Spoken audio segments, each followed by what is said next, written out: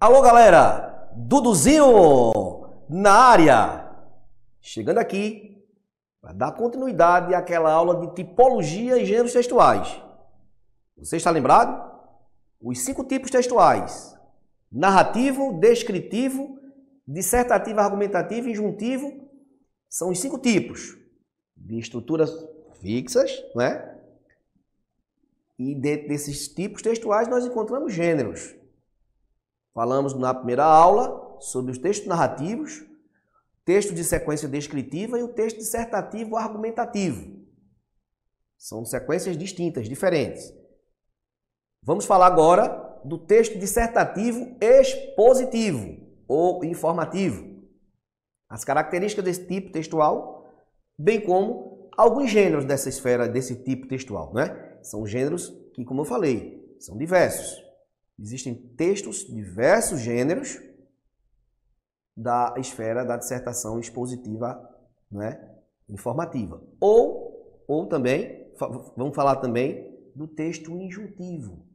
Os textos injuntivos, de tipo injuntivo, né, são chamados textos injuntivos ou instrucionais, que também apresentam diversos gêneros. E vamos falar um pouco nessa aula 2 sobre esses 2 tipos e alguns gêneros dessa esfera. Vamos também resolver algumas questões lá do Enem. Fica ligado, dá uma olhada lá no texto que a gente selecionou, um texto, não é, que foi tirado, foi produzido do site da revista Época, época.globo, né, .com, e é um texto que você observa, ele foi um texto produzido lá em 24 de maio de 1999. Vê que é um texto que não é um texto recente não, ó. 99, e um texto que vai falar sobre ciências. Então, a fonte, ele já pode antecipar, né? Muitas vezes ele antecipa o tipo e o gênero, como nós vimos na primeira aula. Então é muito importante que você verifique isso aqui. Então, quando ele fala aí ciências, só existe um tipo de ciência? Não, né? Então, ó, eu vou buscar que ciência seria essa. Seria a ciência da biologia, da linguística? Que ciência seria essa? Vamos lá, vamos buscar no texto. Então, olhou a fonte, foi tirado da revista Época, né? Você não viu ninguém assinando, então há uma grande probabilidade de ser um texto positivo. Dá uma olhada aí, nesse fragmento. Vocês sabem que no Exame Nacional do Ensino Médio, normalmente eles colocam pedaços, né? A gente chama de retalhos, textos, pedaços de textos. Dificilmente você encontra um texto escrito na íntegra, normalmente são textos adaptados. Então é sempre importante você olhar a fonte, porque lá às vezes ele diz, é o texto adaptado, então ali é um recorte de texto, não um texto na íntegra. Então são pedaços de texto. E é muito importante também, quando você estiver fazendo a leitura, você procurar identificar o referente principal do texto. Qual é aquela palavra-chave? Quando a gente fala referência textual, é o substantivo.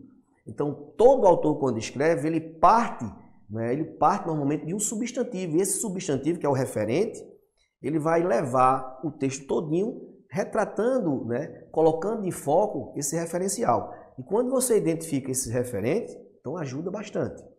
Vamos dar uma olhada. E é sempre importante você dar uma olhada no primeiro período do texto. O primeiro período ele é sempre muito importante. Por quê? Porque o autor, ele traz ali no primeiro período, muitas vezes, a carga da intencionalidade dele. Porque quando a gente vai escrever, o que acontece? Você pensa. Aquilo que você escreve, né, para você, o autor, né, você autor, há uma importância grande. Ou seja, a carga da intencionalidade daquele primeiro período que surge não é por acaso. Então é muito importante que você leia devagar o primeiro período e depois se faz a releitura, tentando identificar o referencial do texto. Dá uma olhada nesse texto aí, vê o que ele diz. Aí eu coloquei, ó. O Instituto de Matemática Pura e Aplicada, IMPA, do Rio, um centro de excelência na área, procura ir além dos torneios. Ponto. Veja que aqui, não é? O primeiro período finalizou aqui, ó. Então é muito importante que você visualize, você sempre perceba a presença do primeiro período. Então esse primeiro período aqui, ele não surge do nada não, né? A carga de intencionalidade do autor, quando ele usa o primeiro período, é muito grande. Então, ó, Sempre ficar atento ao primeiro período. Então, sempre marca, destaca mesmo na hora da prova, né, o primeiro período. Veja que nesse primeiro período aqui, ele usa como referente, quem é que ele usa como referente aí? O Instituto de Matemática Pura e Aplicada, INPA. Então, o INPA é o referente principal desse texto. E o texto, sem dúvida, vai girar em torno desse referente. Então, é muito importante, como são muitos textos na prova do Enem, né, você identificar de imediato quem é o referencial do texto. Porque aí você não vai perder tempo, você está focado ali, você não vai perder tempo. Então, eu já sei que esse texto, né, ele vai girar, vai ser desenvolvido a partir desse nome INPA. O que é o INPA? O Instituto de Matemática Pura e Aplicada. De onde é esse INPA? Do Rio. Então, do Rio de Janeiro. E é um centro de excelência, né, na área. Que área? Matemática. Aí você observa, faz a relação com a fonte. A fonte ele falava em ciências. Que ciência é essa que o autor vai falar? Que a revista Época colocou em evidência aí? A ciência da matemática. Então é um texto que vai ter como referente principal o INPA, que é o Instituto de Matemática Pura e Aplicada do Rio de Janeiro, que é um centro de excelência no ensino de quê? Da matemática. Então eu já tenho isso como referência principal, não é? E esse primeiro período, se você perceber, ele não apresenta uma sequência narrativa, como também não apresenta uma sequência descritiva como nós vimos na primeira aula, tá? Então vamos continuar, dá uma olhada aí. Aí ele diz, ó, há 3 anos... ele trabalha a questão temporal, a instituição adotou o projeto de vocação científica. Que instituição? O INPA, não é? Adotou o projeto de vocação científica que vinha sendo desenvolvido pela Fundação Oswaldo Cruz. Então, ele foi buscar na Fundação Oswaldo Cruz, não é? Esse projeto de vocação científica, ok? Aí ele continua, vê. E passou a ministrar cursos de verão para alunos de ensino médio. Quem foi que passou a ministrar curso de verão? Foi a Fundação Oswaldo Cruz ou foi o INPA? Então, pelo contexto textual, você percebe que o texto está girando em torno do referente principal, que é o INPA. Então, quem passou a ministrar curso de verão para os alunos de ensino médio foi o INPA. E o que é o INPA? Instituto de Matemática Pura e Aplicada. Nesses dois períodos aqui, a gente percebe, não é, que o autor ele não teve a pretensão de argumentar, de se posicionar. Como foi o caso daquele texto de Marcelo Taz que falava sobre o telefone, o uso exagerado, exacerbado do telefone. Lembra? Aí não. Aí a pretensão do autor foi informar. Então a função comunicativa utilizada, né, o foco do autor foi exatamente na informação. Até agora, nesses 2 períodos, você encontra a informatividade, ou seja, isso até então é um texto expositivo. Continuando, aí ele diz, ó, os que se destacam, aí ele faz a retomada, os que se destacam, né, com os alunos, são convidados a fazer estágio no INPA, que é o Instituto de Matemática Pura e Aplicada do Rio de Janeiro. Abre aspas. É verdade que nem todos conseguem acompanhar o ritmo. Aí eu pergunto, nem todos quem? Os alunos, né? Que aluno? Do ensino fundamental ou do ensino médio? Do ensino médio. Mas muitos, mesmo os que não ficam, saem daqui com outra visão da matéria. Fecha aspas. Veja, vem comigo, Robertão. Preste atenção aí, veja. Isso daí é uma citação. A citação, ela aparece para dar credibilidade ao texto. É muito comum a citação em textos expositivos, como também em textos argumentativos. A própria dissertação argumentativa que o Enem exige, né, lá no vestibular, o dissertativo argumentativo, ele quer que você utilize citações, tanto no desenvolvimento 1 quanto no desenvolvimento 2. Quando a gente chegar na aula de redação, vocês vão perceber isso. Por quê? Porque a citação ela vai dar credibilidade ao argumento utilizado pelo candidato. A citação ela vai dar credibilidade à informação que está sendo colocada também. E aí veja aqui quem foi que falou isso aí. Vê, afirma o professor Paulo César Pinto e Carvalho, né, do Instituto. Que Instituto? Do INPA. Então, esse Paulo César Pinto e Carvalho, se ele é professor do INPA, então ele é professor de quê? Só pode ser de matemática. O contexto fala isso, né? E ele diz, ó, mais uma vez, olha lá a citação que ele coloca. Cumprimos o objetivo de contribuir para o desenvolvimento do ensino. Fecha aspas. Quando ele fala isso, não é? Quem está falando é um professor do Instituto. Então, essa citação, fica ligado, a citação é uma relação de intertextualidade. E a intertextualidade está muito presente na prova do Enem. Então, professor, quer dizer que eu posso dizer que toda citação é uma relação intertextual? É sim, né? A intertextualidade, a citação é um tipo de intertextualidade. Porque a intertextualidade você vai encontrar também a paródia também é uma intertextualidade, né? Existem outros tipos de intertextualidade, a citação é uma delas. E para que a citação? Para dar credibilidade ao texto. Vê só, presta atenção. Quanto mais citações um texto tiver, mais expositivo ele será. Certo? Então fica atento. Outra coisa, se você estiver lendo um texto e que existam várias citações de pessoas distintas, isso a gente chama de polifonia textual. A polifonia textual são as várias vozes presentes em um texto. Certo? São várias citações. Então o texto, professor, eu li um texto que eram várias pessoas citando, né, pessoas distintas. Então isso é uma polifonia textual. Ok? Então vamos lá. Quanto mais citações o texto tiver, mais informativo ele será. Então essa sequência que acabamos de ler, não é? Ele vai apresentar exatamente o que? É uma sequência expositiva.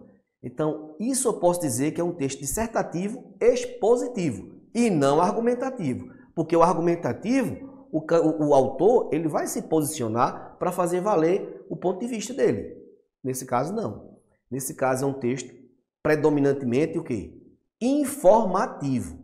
A pretensão do autor, a função comunicativa que ele utiliza, né, é exatamente a intenção de informar. Outra coisa, todo texto dissertativo expositivo, que é o texto informativo, ele vai apresentar a chamada função referencial da linguagem. Isso aí nós iremos trabalhar mais à frente. Vamos fazer uma revisão sobre as funções da linguagem. E uma delas é a função referencial, que ela está muito presente nos textos expositivos e nos textos argumentativos também. Então, esse é um exemplo de texto dissertativo expositivo. Professor, dá um exemplo de gêneros da esfera expositiva. Uma reportagem, uma notícia, né?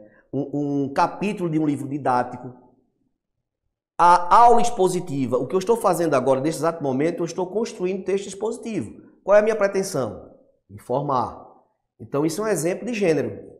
Entendeu? Então, capítulos de livro didático, aulas expositivas, uma notícia, uma reportagem. Tudo isso aí são gêneros, né? Do tipo o quê? Expositivo. São os gêneros da esfera o quê? Jornalística. Ficou claro?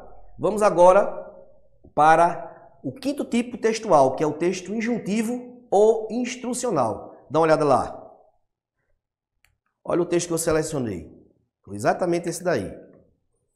Professor, isso é um texto? Claro. Vem comigo, Robertão. Olha, o que é texto? Uma palavra pode ser um texto? Uma imagem pode ser um texto? Pode sim. A partir do momento que eu utilizar uma palavra só, mas essa palavra dentro de um contexto, ela é contextualizada, ela passa a ser um texto. Uma fotografia é um texto, né? Descritivo, como nós vimos na aula anterior. A fotografia é um texto descritivo. Só que aí, nesse caso, o texto 6 não é uma fotografia. É diferente. Não é? Existe um outro propósito comunicativo aí. Dá uma olhada na fonte. Isso aí é um texto da esfera publicitária, é um texto publicitário, olha aí. Então, quando o texto for publicitário, a primeira coisa que você tem que observar é o seguinte: o texto publicitário, ele tem algumas características. Eu vou pontuar aqui uma delas, é essa aqui, ó. Deixa eu pegar aqui a canetinha, né, para mostrar aqui, vê. Ele diz que o texto aqui é um texto publicitário. A função de linguagem que predomina aqui, isso aqui, ó, você pode anotar aí, é a função conativa. Função conativa ou, ó, apelativa. Ok? A função conativa ou apelativa, ela apresenta as seguintes características. Primeiro, ó, uma característica dela. Verbos, vai anotando aí, no modo imperativo. É uma característica da função, né, da função conativa e também uma característica do texto injuntivo. Então, verbos no modo imperativo, ó, valorização, anota aí, valorização, ok? Da imagem. Isso é uma característica do texto injuntivo. Outra característica, afeta o psicológico. Afeta o psicológico do leitor. Certo? A presença disso aqui, ó, a gente chama de deíticos. Você, pronome, certo? O tu. Então isso aqui são características do texto injuntivo. Professor, fala de um gênero injuntivo. Ó, horóscopo. Um horóscopo é um gênero textual do tipo injuntivo, horóscopo, certo? Aqueles textos de autoajuda também é um texto injuntivo. Os textos publicitários, os textos apelativos, né? O texto publicitário também ele passa a ser, né? São gêneros do texto injuntivo. O manual de instrução, que indica um passo a passo, como você seguir, é um texto injuntivo. Então, o manual é um gênero, o manual de instrução é um gênero do tipo quê? Injuntivo. Vamos observar. O que é que acontece? No texto injuntivo, como eu falei, há uma valorização da imagem. O Enem, ele gosta muito de trabalhar, né? De trabalhar com imagens. A gente chama isso de textos multimodais. São textos que têm uma linguagem verbal e não verbal, são textos mistos. Se você observar esse texto 6, ele diz lá, 7 de agosto, Dia Estadual da Lei Maria da Penha. Diga não à violência contra a mulher. Denuncie, ligue 180. Então, quando ele diz denuncie, ele está usando o verbo aí, não é, no imperativo. Ligue 180. Então, veja que ele usa esses verbos aí, não é, com foco no interlocutor. Então, isso é um texto injuntivo, do tipo injuntivo, sim. Tá? Ele apresenta também, ele afeta o psicológico do interlocutor, sim. Há uma valorização da imagem, também, veja a mão.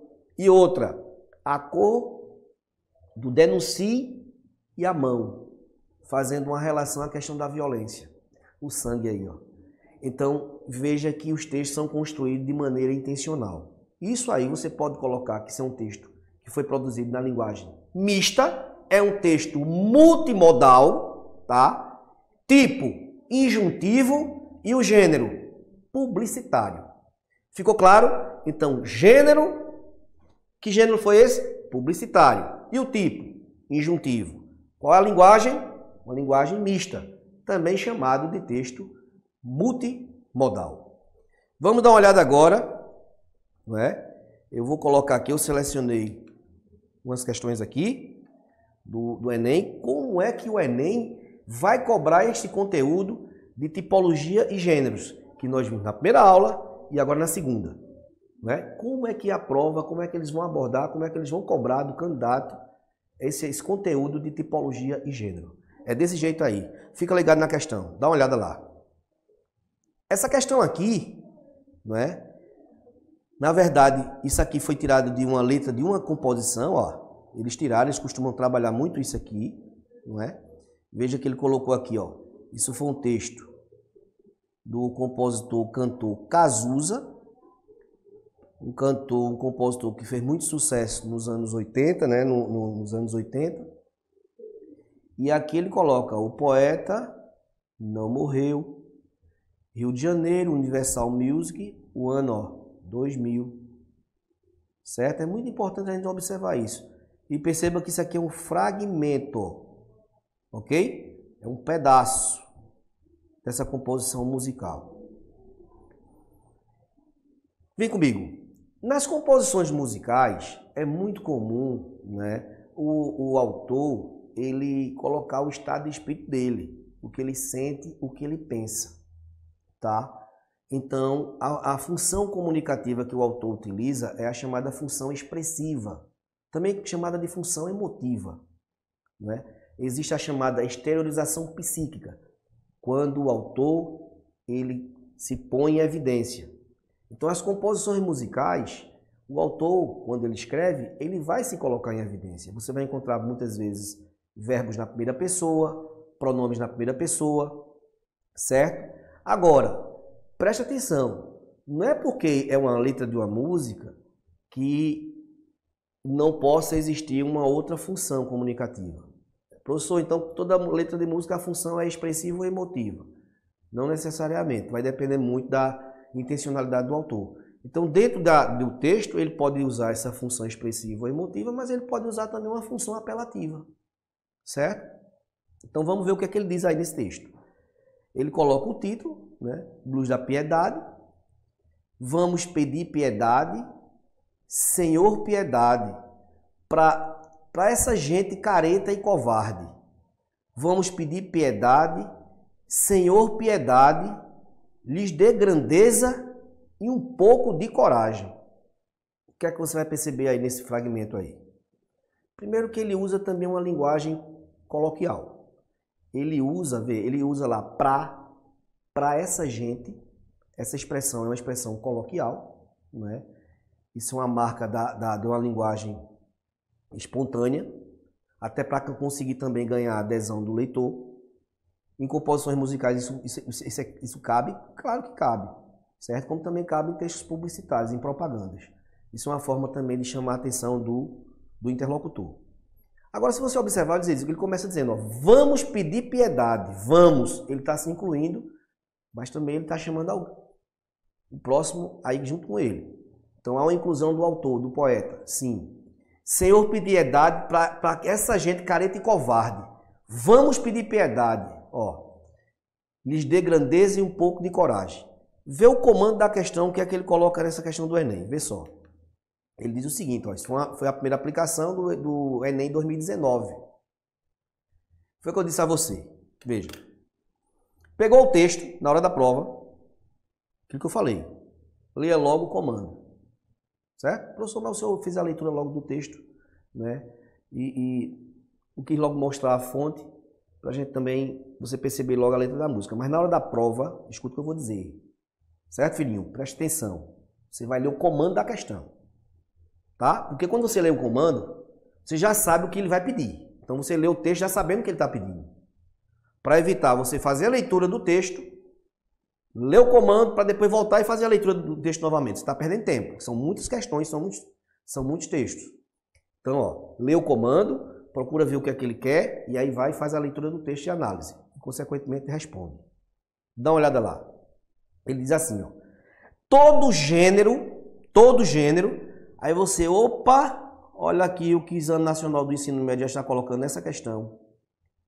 Gênero. Poxa, trabalhei o ensino médio com o meu professor mostrou a diferença entre tipos e gêneros e durante a revisão também vi a revisão do EducaPE TV, também o professor falou sobre tipos e gêneros e a diferença. Você vai lembrar na hora. Então, gêneros são diversos e todo gênero vem de um tipo. Lembra disso? Todo gênero apresenta elementos constitutivos que condicionam seu uso em sociedade. Olha aí. Vem comigo, vem comigo, vem comigo, vem comigo, vem com o Duduzinho. Presta atenção. Uma conta de luz é um texto? Pensa aí. É um texto, sim. Qual é o propósito comunicativo de uma conta de luz? Informar. Narrar.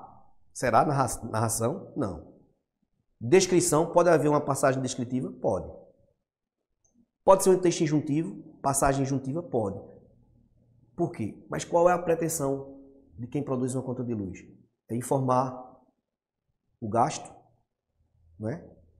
Agora, se você observar, no final das contas, ele quer que você pô. A conta de luz está aqui o gasto, não é o que você gastou. Ele está informando. Mas o que é que ele quer? Pague o que você gastou. Então, veja o propósito comunicativo do texto. Então, dentro de um texto, você pode encontrar vários tipos. Agora, um vai predominar. São gêneros. Então, conta de luz é um gênero. Pode ser a conta de luz é um gênero, pode ser um tipo informativo. Sim. Então, tem uma passagem informativa. Então, um tipo informativo, expositivo, gênero o quê? Conta de luz. Então, vê o que ele diz. É como eu falei, os gêneros eles surgem, não é, para fazer valer as necessidades sociais. Quando esse texto deixar de ser importante, ele vai desaparecer. Observem que hoje nós estamos muito diante de gêneros na esfera digital. O Instagram, né? Por exemplo, o Facebook, o TikTok, entre outros. Se você observar, já existem gêneros da esfera digital que já caiu, que está fora de uso. Um exemplo, sabe qual é? O Orkut, que surgiu, foi um boom, mas desapareceu. Então, os gêneros eles surgem conforme a necessidade social e também desaparece. Então, vê o que ele diz aí. A letra da canção identifica-se como um gênero ladainha. Ele já está dando o gênero aqui, ó. Essencialmente pela utilização da sequência textual. Então, ele quer que você perceba qual é a sequência textual presente nesse texto do compositor Cazuza.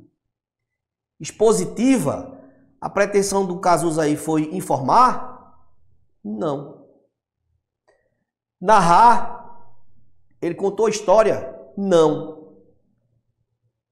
C. Injuntiva por chamar o interlocutor à participação. Olha aqui, ó. Injuntiva. Quando ele diz vamos, o autor ele se inclui por chamar o interlocutor a participar, a participação. Então a participação não será só do autor do texto. Então a resposta é letra C. Na letra D, ele diz uma sequência descritiva. Se você observar, não houve a presença de adjetivos, não houve a presença de locuções adjetivas. Então, não foi a letra A, não foi a letra B. Você corta também a letra D. Argumentativa, o autor não tem a pretensão de defender um ponto de vista, né? Não, também, ó, não é. Então, a resposta dessa questão aqui do Enem, certo? Isso aqui fica exatamente aqui, ó, na letra C. Então, as questões do Enem, eles trabalham exatamente nesse formato. São questões fáceis que você sabendo tipificar, identificar gêneros, você consegue responder com facilidade. A gente vai deixar questões, né, desse conteúdo e você pode exercitar aí na sua casa. Então, faça a revisão, veja as características de um e dos gêneros para fazer uma excelente prova no Enem. E até a próxima.